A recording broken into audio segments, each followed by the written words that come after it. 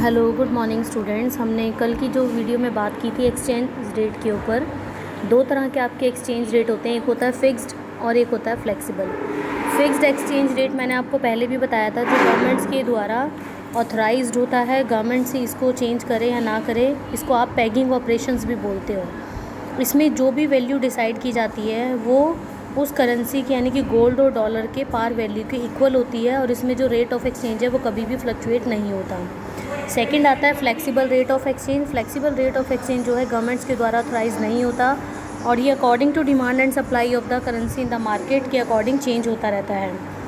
अब हम बात करने जा रहे हैं determination of equilibrium rate of exchange. पहला आता है determination of fixed rate of exchange. कहते हैं ये जो फिक्स रेट ऑफ एक्सचेंज है ये गवर्नमेंट्स के द्वारा ऑथराइज्ड होता है, और इसकी वैल्यू गोल्ड और डॉलर्स के इक्वल मानी जाती है। इसका जो रेट ऑफ एक्सचेंज है वो गोल्ड की क्वांटिटी के रेट्स के इक्वल होता है। सपोज़ कीजिए कि अमेरिका के डॉलर है और इंग्लैंड के पाउंड की बात कर रहे हैं। कहते हैं एक अमेरिकन जो डॉलर है उसकी वैल्यू 1 ग्राम ऑफ गोल्ड की इक्वल होती है, और 1 पाउंड की वैल्यू 4 ग्राम ऑफ गोल्ड की इक्वल होती है। अगर इसके रेट ऑफ एक्सचेंज की बात करें तो मैं ये कहूँगी कि 1 pound will be equal to the $4, then $4 is equal to 1/4 of pound. इसमें जो गोल्ड की करेंसी है यानी कि gold price of the currency वो डिक्लेयर्ड बाय द गवर्नमेंट होती है। 1973 में जितने भी IMF के मेंबर्स थे वो जो fix rate of exchange decided करते थे, तो इस सिस्टम को जब अडॉप्ट किया जाता था तो उसे आप फिक्स्ड एक्सचेंज रेट कहा जाता है। सेकंड आता है determination of flexible rate of exchange. ये ऐसा रेट ऑफ एक्सचेंज होता है जो गवर्नमेंट्स के द्वारा ऑथराइज नहीं होता।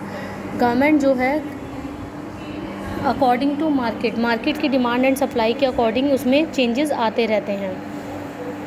The exchange rate at which demand for foreign exchange is equal to the supply is called par rate of exchange. जब डिमांड और सप्लाई दोनों में चेंजेस होने शुरू हो जाते हैं तो इसे पार रेट ऑफ एक्सचेंज कहा जाता है, और जर्नली इसको नॉर्मल रेट या इक्विलिब्रियम रेट भी कहा जाता है।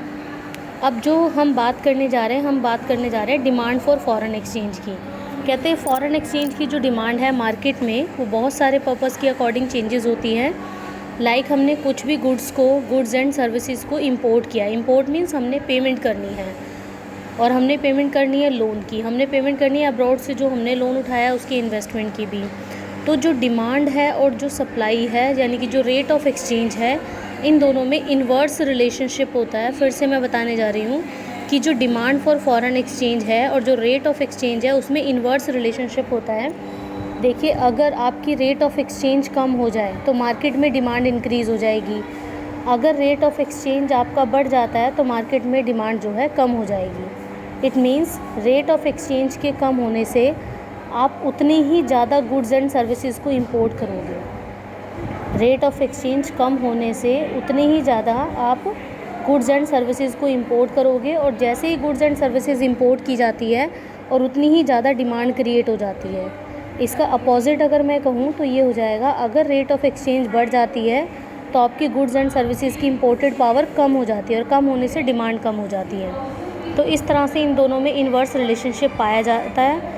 इनका अगर हम कर्व बनाएं, इन्वर्स रिलेशन होने की वजह से इनका जो कर्व की पोजीशन है वो डाउनवर्ड रहती है, यानी कि नेगेटिव में रहती है।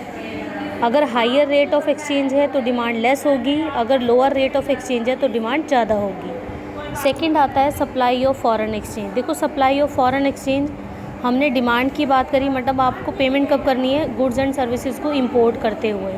सेकंड, अगर गुड्स एंड सर्विसेज को एक्सपोर्ट कर रहे हो, इट मीन्स आपने अब्रॉड से कोई लोन वगैरह लिया है और आप एक्सपोर्ट करने जा रहे हो, तो सप्लाई ऑफ फॉरेन एक्सचेंज और रेट ऑफ एक्सचेंज में डायरेक्टली रिलेशन होगा।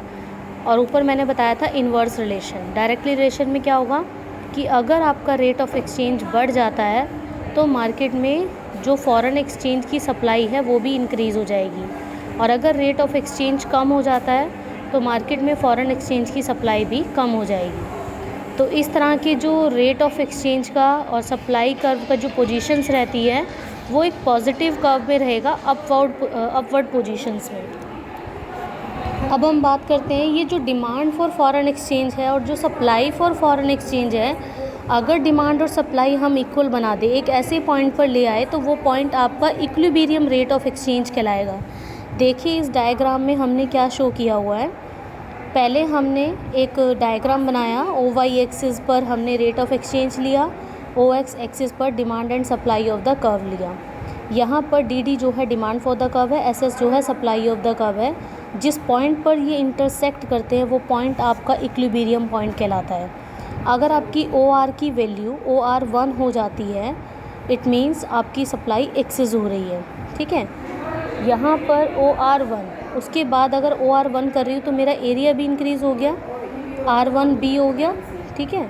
तो यहाँ पर जो बी है यानी कि जो डिमांड है बी की, वो आपकी ग्रेटर देन होगी आर 1 ए से। इसी तरह से डी जो है ग्रेटर देन होगी आर 2 सी से। तो इस तरह से जो पॉइंट है इंटरसेक्ट कर जाता है, वो पोजीशन आपकी बन जाती है और ऐसी पोजीशन को आपको इक्विलिब्रियम पॉइंट कहलाता है।